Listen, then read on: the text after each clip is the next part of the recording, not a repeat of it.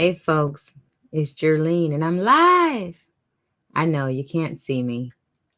It's late, but I had wanted to go live just for a few minutes, just to get in one more conversation before the final conversation about all politics are local. It's Jerlene live from Long Beach. Mama with a voice, not afraid to use it. Just wanted to take a few minutes just to pop in and just share a little bit of information as we move toward our June 7th election. It's almost here, people. I personally cannot wait until until June 8th. For those of us that live in Long Beach, we've been probably getting inundated with mailers and text messages and phone calls.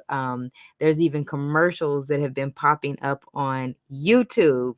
That one is definitely a first experience for myself. Yet anyway, I just wanted to pop in just for a little bit. Um, when I began having this conversation, all politics are local. I really didn't have a plan. I didn't have a plan. I just said I was just gonna go with it, roll with it, and I've been rolling with it. And like I said, I am so ready for this election to um, just be over with.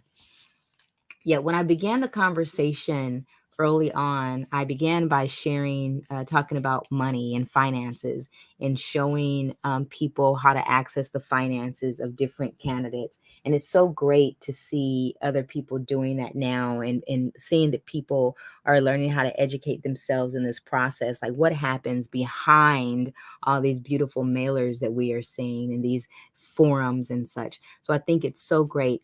Unfortunately, I was not able to spend as much time as I wanted to dive into some of these financials and even have the conversation about endorsements. When I began this conversation, I was like, oh, I'm going to talk about endorsements. I'm going to talk about finances. Unfortunately, I never got to that. So after June 7th, there will be runoffs for some of these elections.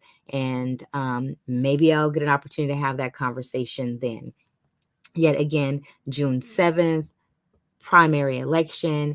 In Long Beach, we're having elections for our odd numbered council districts: first, 3, 5, 7, 9. We have a mayoral race. We also have other races that we have local candidates running in state assembly, Congress, and then we have city prosecutor, city auditor, prosecutor, auditor, and city attorney that are all up for election right now. Some of these elections are winner take all. For example, the city attorney race, it is winner take all. The city auditor's race, it is winner take all. That means that whoever gets the majority of the votes on June 7th will be the winner and there will not be a runoff. So don't wait to vote. Don't say, I'm going to wait until the general to vote. Make sure you get out and vote.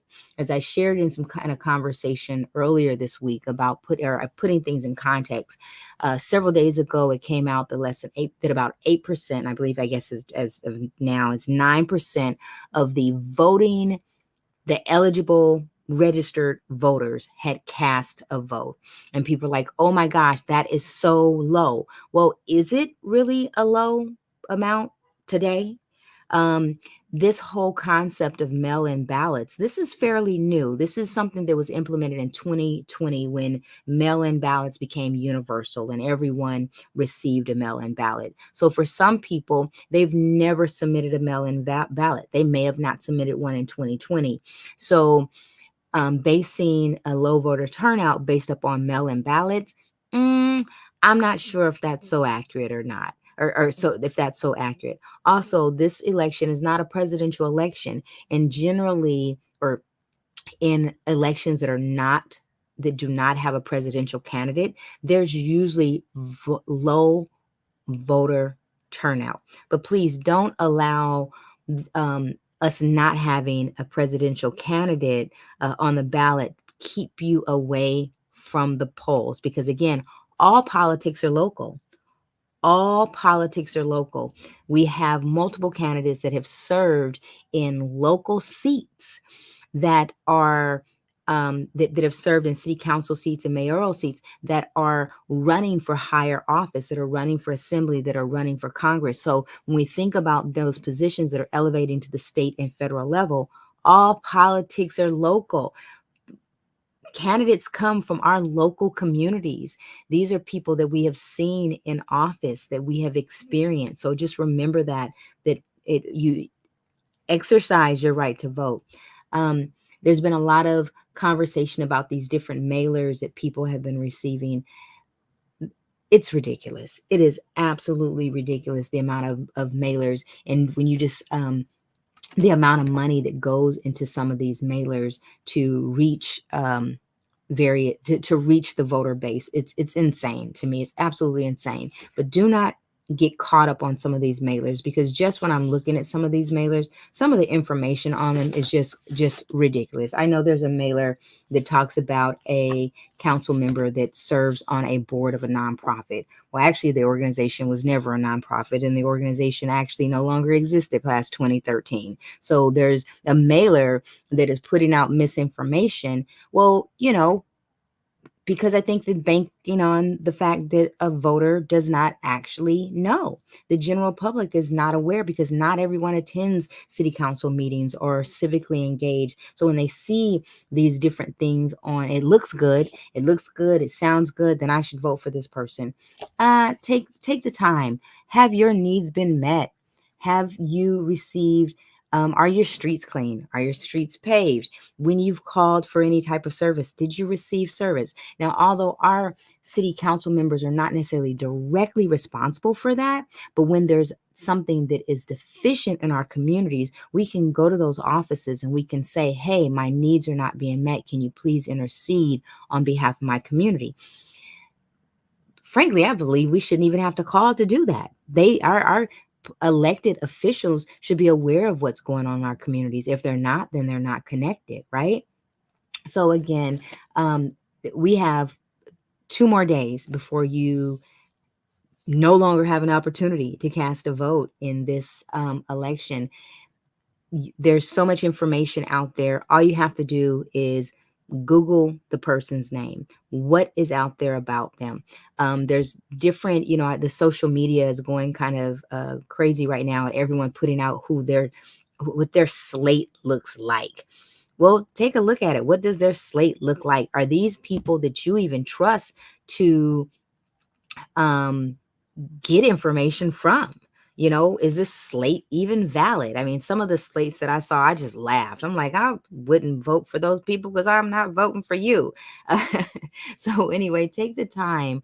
So let me put this up. So we have, again, Election Day, June 7th. If you don't know where to vote, find your voting center. You can find your voting center by typing in locator.lavote.gov. Once you do that, you can put in your address to find out where you can vote. Actually, I'm going to bring that up. I'm going to bring that up so people can see that. So where do I vote? All right, so I brought this up. You should be able to see it on the screen. This is locator.lavote.gov. Again, this is locator.lavote.gov. What I did on this page is I just put in a zip code. You can, if you put in your address, it could direct you to what's closest to you. But I put in a zip code. Let's see, 810. And it will show you what are the closest voting centers. So there's 3 voting centers that are near me. Again, this is locator.lavote.gov. If you want to vote in person and you don't know where to go, you should have received something in the mail that also tells you where you can vote. Regarding your mail-in ballot, Regarding your mail-in ballot, you can drop that ballot off at a ballot box. Many of the ballot boxes are located near our public libraries. Or I would not advise putting it in the mail at this time. Take it directly to a voting center. And again, where do you find your voting center? lavote.gov. Again, election day is June 7th, the last opportunity to vote. And so I'm going to put things in context one more time for Long Beach. We live in a city of nearly 500,000 people.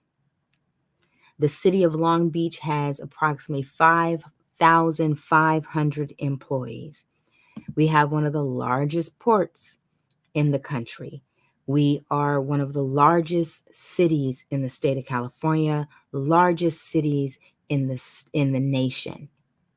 Make sure that when you are casting your vote, you are casting a vote for someone who is ready for that level of responsibility.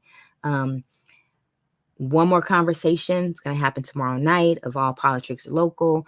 I'm going to be joined by some amazing community members to talk about who are their top picks, what are some predictions.